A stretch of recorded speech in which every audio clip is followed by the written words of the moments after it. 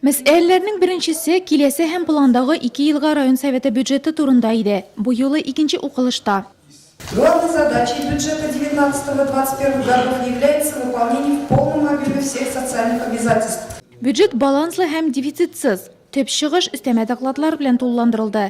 Быел Нурлат районы территориясендә төзелеш һәм капиталь ремонт буенча 25 республика программасы уңышлы эшләде. Шәһәрдәге күп катлы 16 йорт капиталь ремонтланды. Социаль-мәдәни багланыштагы объектлар корылды, юллар салынды. Чарада алар турында җентекле анализ ясалды. На общую сумму 646 миллионов 830 тысяч рублей. Общее финансирование строительно-монтажных работ с учетом всех источников финансирования составляет 759 миллионов рублей. За счет дополнительного финансирования, выделенного ПАО «Татнефть» в размере 25 миллионов рублей, завершены работы по устройству тротуара по улице Захарова до среднеобразовательной школы номер 10, улицы Ганиева, улица Нурлатская. Асфальтированию дорог на улице 2 Дачная, переулок Михеева, улица Кореева, придомовая территория улицы Тельмана, дом 6, а также подъезд к парку спортивный со стороны улицы Нурлатская и улицы Сайдашева.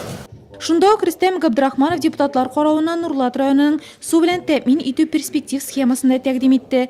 Сессиядә муниципаль берәмлек милкендә булган мөлкәтне хосусыйлаштыру программасы тикшерелде. Район советының элек кабул ителгән берничә карарына үзгәрешләр кертелде.